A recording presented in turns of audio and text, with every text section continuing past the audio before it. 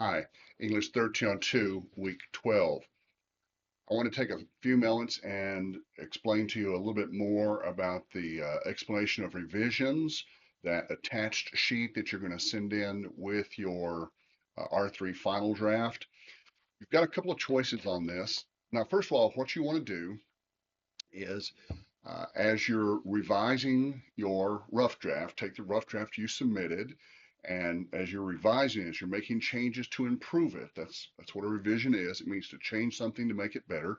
So as you're revising your R3 rough draft, you want to make a list of the changes. First of all, be sure you keep the first draft, and I encourage you to keep uh, several different drafts. Don't just automatically update but go to save as and make sure that you've got multiple steps along the way. Why? Well, because if there's some suspicion of AI, I may ask, show me the steps you took to write this paper. And if you can't show me that you wrote it by showing me this was the first draft, this was the second draft, this was the third draft, then if you can't show me you wrote it, then I can't give you credit for it. So be sure you keep track of your steps and save different versions of your paper. But anyway, when you submit, you're going to submit it.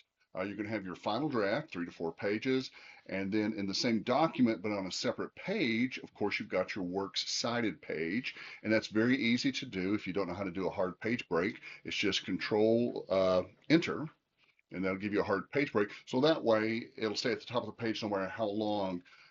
Your works cited entries will stay at the top of the page no matter how long your original document is. Then at the end of your works cited page, you can hit Control Enter again, another hard page break, and give me either a paragraph that explains the changes you've made, or if you'd rather, you can do it in like a list form and have it look like this. Just a list of the changes you made. This is what I changed. This is why I changed it. This is what I changed. This is why I changed it.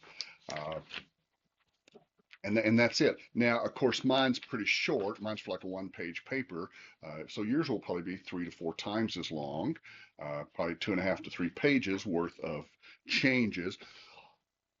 And let me just remind you, a lot of people did well on the rough draft. That's great. They successfully followed the instructions for that assignment. This is a different assignment. It has more grading standards. To help you understand that, I've also attached a list of the grading standards. Now, all I did was I went to the assignment sheet and I picked out different phrases from the part that says grading standards, and then I explained each one. Uh, does the topic focus? Does the main idea has one specific aspect of the assigned topic? Academically solid research, source evaluation based on authority, depth, timeliness, and citation, et cetera, et cetera. So you're going to want to read the assignment sheet very carefully, and then if you don't understand it, this may help. But if it doesn't, of course, feel free to email me and let me know any questions you may have. But, and this is important, you want to start now.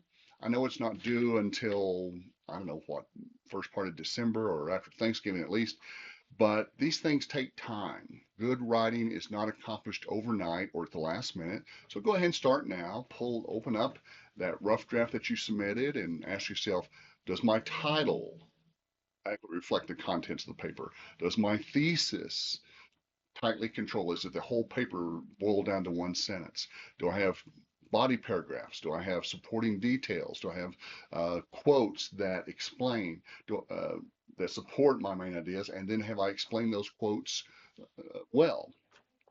And just go through it, one paragraph at a time, and make the changes and note the changes you've made. And then before you submit, you're going to explain why. And lots of times the explanation is just to make this idea clear or to provide better support or to follow formatting procedures. If you want to wait and put all of your grammar revisions, which we call editing emendations, if you want to put all those together at the very end, that's fine. And you don't have to explain each one separately. Just say, I fixed the grammar mistakes, comma splice, sentence fragment, misspelled word, uh, reflect the conventions of standard written English. But anyway, a little bit more help on your R3 project. I hope you guys do well. And when you have questions, let me know.